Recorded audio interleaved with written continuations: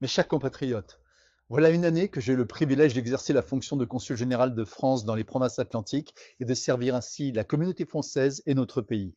Je tiens d'abord à rendre hommage à mes deux collaborateurs, Valérie et Bruce, qui ont tenu le consulat général de France à bout de bras, seuls, durant les 7 premiers mois de l'année dernière. Une pensée aussi pour mon prédécesseur, Johan Schitterer, qui a défendu l'existence de ce consulat à l'aide de la communauté acadienne.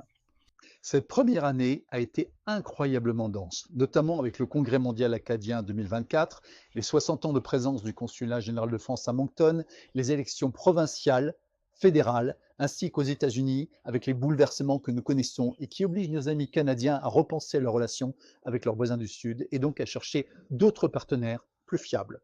La France, elle est indiscutablement l'un de ses partenaires privilégiés, comme l'a démontré le choix du tout premier déplacement international du Premier ministre Mark Carney. En ce 14 juillet, nous célébrons les valeurs qui définissent la République, la liberté, l'égalité et la fraternité.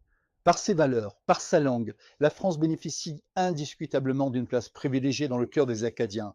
Votre consulat a été associé à tous les grands événements, comme la finale des Jeux de l'Acadie, l'assermentation du gouvernement et de la nouvelle lieutenant-gouverneur du Nouveau-Brunswick et lors des funérailles quasi nationales de l'immense Antonine Maillet. Fin mars, à Halifax, c'est sur le sous-marin nucléaire Le Tourville que notre ministre des Affaires étrangères, Jean-Noël Barrot, et l'ambassadeur de France au Canada ont accueilli les autorités militaires et politiques canadiennes. Et cette année, pour la première fois dans l'histoire du consulat, la mairie de Moncton accueille la réception du 14 juillet, illustrant l'attachement de cette ville pour l'unique représentation diplomatique et consulaire européenne à l'est du Québec. Notre communauté française s'est accrue de façon spectaculaire, soit près de 20% d'inscriptions supplémentaires en un an. Nous ne rappellerons jamais combien assez il est important que toutes et tous vous vous inscriviez et fassiez inscrire vos enfants, vos parents, vos amis sur les listes consulaires. Nous recevons encore bien trop de nos compatriotes qui ne sont pas encore inscrits. Être inscrit, c'est bénéficier de facilités lors de vos actes administratifs, des frais moindres. C'est l'assurance de recevoir nos communications sur nos tournées consulaires, les invitations prioritaires aux événements organisés par le consulat et de pouvoir voter. Le consulat s'appuie aussi sur des consuls honoraires, des personnalités qui sont des relais de proximité dans les provinces, indispensables et bénévoles pour assurer votre protection et représenter notre pays lorsque je ne peux pas être présent. Thierry Chopin, consul honoraire à Saint-Jean du Nouveau-Brunswick, nous a quittés il y a tout juste un an.